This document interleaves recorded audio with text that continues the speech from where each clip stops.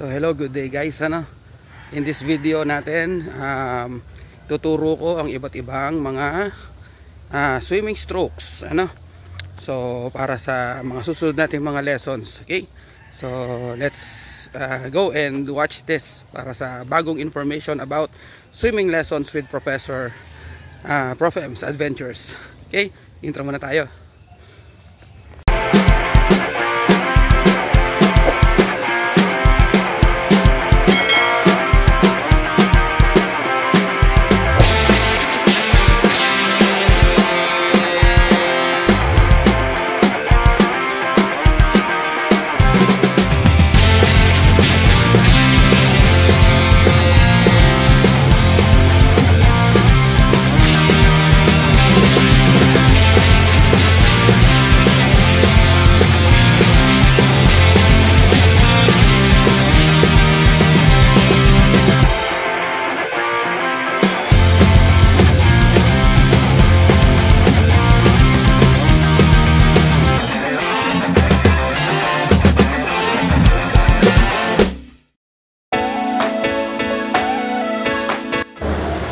So ayun, for the first lesson natin about the different kicks, ang unang gagawin natin is yung flutter kick.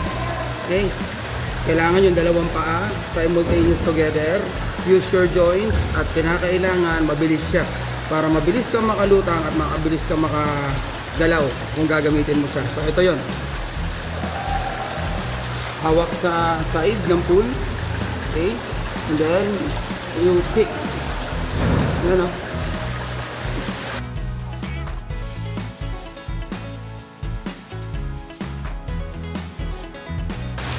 that is the flutter kick. Yung flutter kick, pwede rin siyang pabaliktad kasi ginagamit din ito for backstroke naman. So ganito naman ang flutter kick pag nakabaliktad.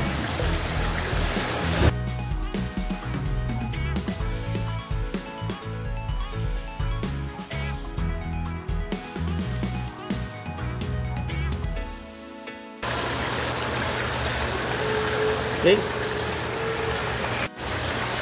Ang sunod naman ng uri ng kick natin is the frog kick.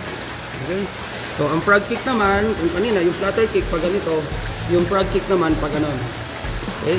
So, ito siya. So, again, hawak sa side ng pool. And then, upload.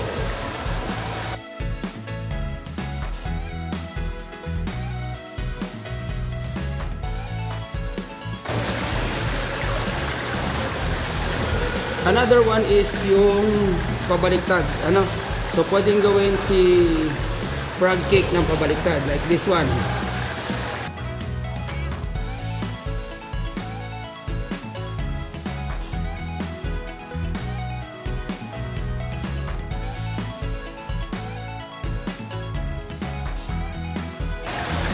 Okay. Ang next kick natin is what we call the mermaid kick, also known as dolphin kick. Okay? So, it comes like this, So, yung paa mo, kinakailangan sabay sila na nag-wave na ganyan. Kasabay din ang binti, ang bewang, ang hita, sabay-sabay sila nag-wave. Parang ang uod sa tubig. So, ito siya ha. So, hawak ulit.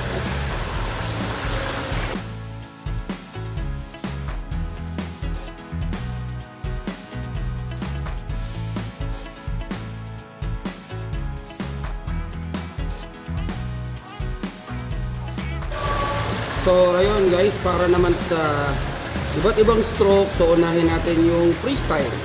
First muna, syempre yung level muna ng ating mga kamay kung paano gagawin ang freestyle stroke. So it goes like this.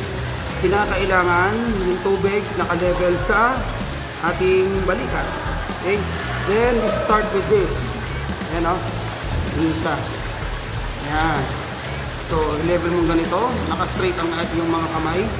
And then you start paddling sa ilalim. And you shoulder up, hindi masyadong mataas. So, kabila. Isunod mo rin yung ulo mo. Kapag nag-wave ng ganyan, isunod mo yung ulo mo. Pati yung shoulders, pati yung head. So, you start training yourself doing this. Ayan. Para ma-familiarize ka doon sa movement.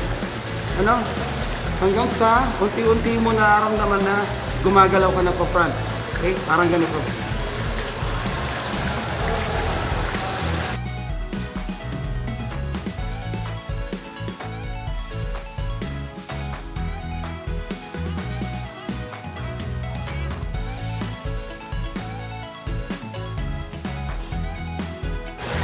Okay, yun yung para sa freestyle kanina. And then this one naman para sa, tawag dito.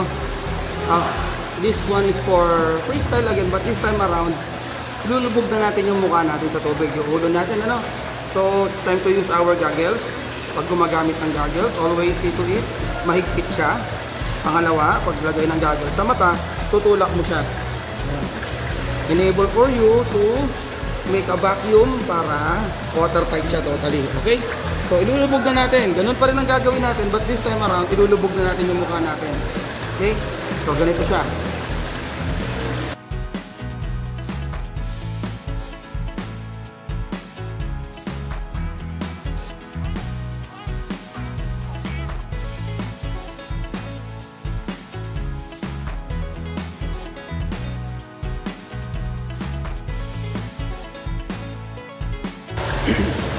Yun ay para ma-familiarize ka rin sa movement at kung paano mo pipigilan ng hininga mo during the time na nakalubog ka sa tubig. Okay? So, ang next naman natin ngayon is the breaststroke. But before that, sa breaststroke, kinakailangan, ang una muna natin gagawin, paano gagamitin ng mga kamay sa breaststroke. So, ito naman sa breaststroke. So, mag-i-amen tayo like this one. You forward yan. Then, hawi sa ilalim. Then, ulitin lang din yun. Ayan. Yan ang forma ng kamay sa breaststroke. Okay? So, next. Pagkatapos nun, yung ulo naman natin o yung hininga naman natin ang ating papracticein. Yung paglubog at paglitaw natin. So, kapag ganito, nakaangat tayo. Ayan. Then pag amen natin ulit, lulubog tayo. Magbabubble. Then pag hawi natin, aangat ulit tayo. Okay, let's do that.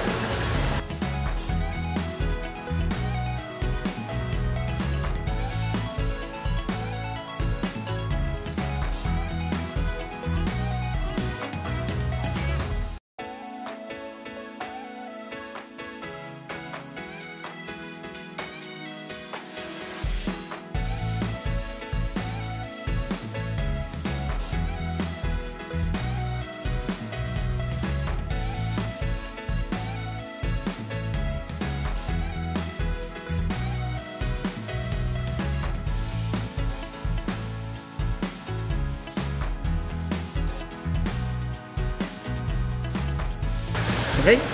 So you keep on practicing that para ma-master ninyo yung pag-breathe in, breathe out ninyo ng bubble sa tubig together with the breaststroke ng ating mga kamay. Okay? So ito naman ang para sa butterfly stroke. Para sa mga beginner at hindi pa naman gano'n kagaling pagdating sa butterfly stroke, simple lang siya. Okay? So, ganun pa rin yung breathe in, breathe out natin sa tubig. Magbabubbles tayo from time to time. And then, ang gagawin naman natin kanina sa breaststroke ay pag ganito. Sa butterfly stroke naman ay sabay na hawi tayo ng pag ganun. And then, yan, angat dito. Yan. So, you keep on practicing that. Yan. Hanggang sa umuurong ka na. Yan. So, yan ang para sa butterfly stroke. Okay?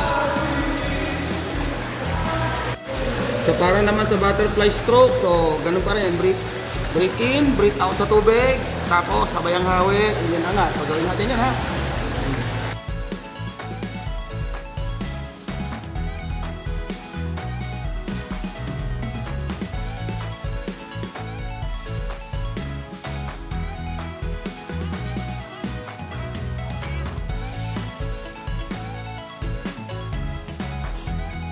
From here tayo.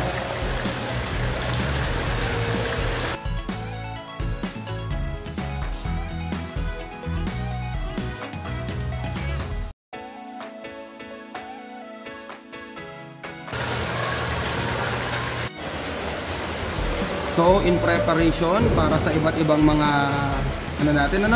sa iba't ibang mga strokes natin para gumalaw tayo, ang unang muna natin gagawin is what we call the gliding.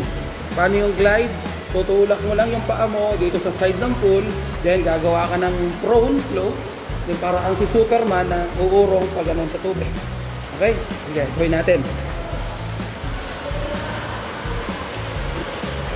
So this is gliding.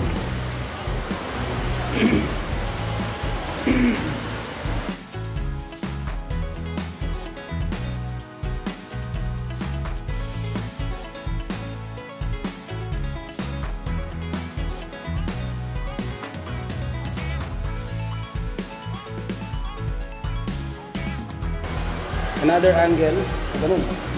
Para mas maano tayo. Glide tayo, no?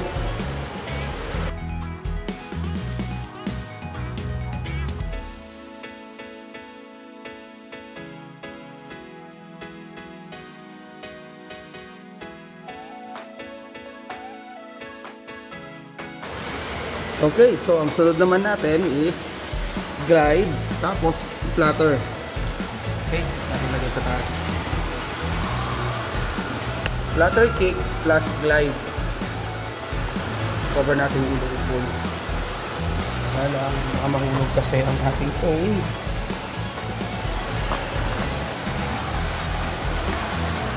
Hirap na. Ito lang. Yan, mag-glide tayo mula dito sa gilid ng pool. Kita naman siguro yan, ano? Mag-glide, papunta doon. Then, susundan natin ang flutter kick. Okay? Superman lang muna yun. Okay, let's do this.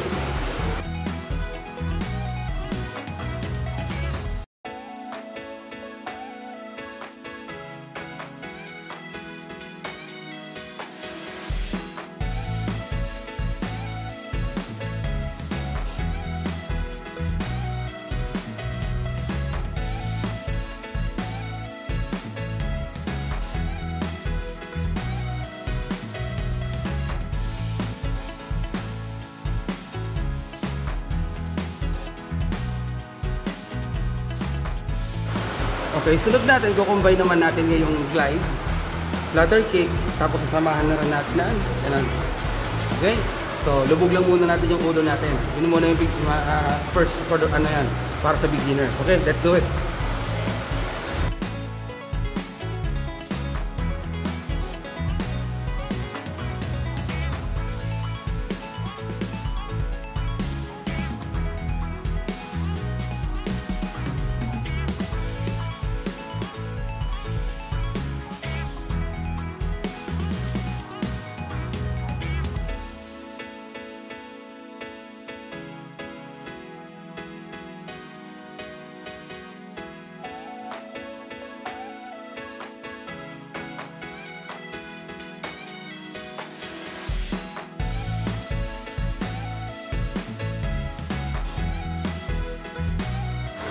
Okay, so ang next naman natin is yung backstroke. Okay, para naman sa backstroke, mas maganda kung beginner ka, huwag mo munang bibiglain. So dahan-dahan ka lang humiga sa tubig, so supine naman tayo. Pagkatapos ng supine, ayun. So, ang pag gano'n nun, hindi mo naman kailangan diretsong-diretso. So kahit na parang nagsasagwan ka lang. Okay, let's do it.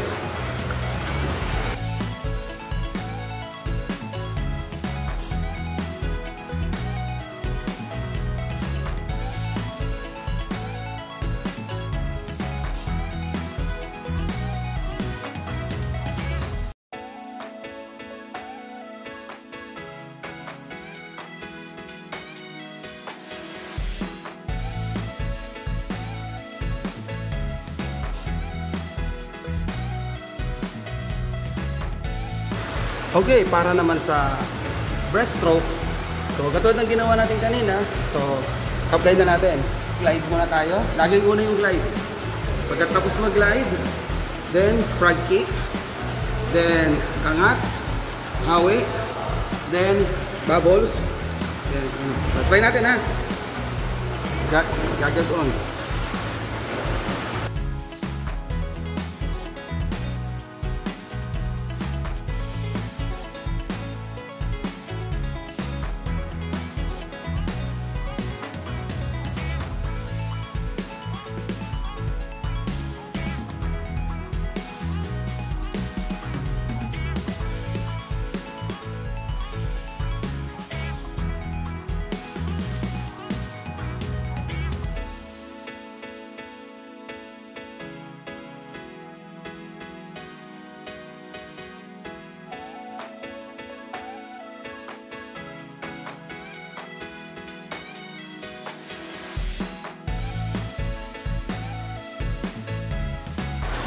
Okay, this time, ito naman yung butterfly stroke, no? In my case, para sa mga, lalo para sa mga beginners, at katulad ko na hindi ko kaya na yung pinaka-full extend ng arm, pwede naman siya sa ilalim lang. Then, malukot lang yung kamay, and you can do that. Okay? So, pag nasa ilalim, paghawin ganon, hinga, bubbles, then ganon ulit. And this time around, ang gagamitin natin na kick is the mermaid kick or the dolphin kick. Okay, let's do it.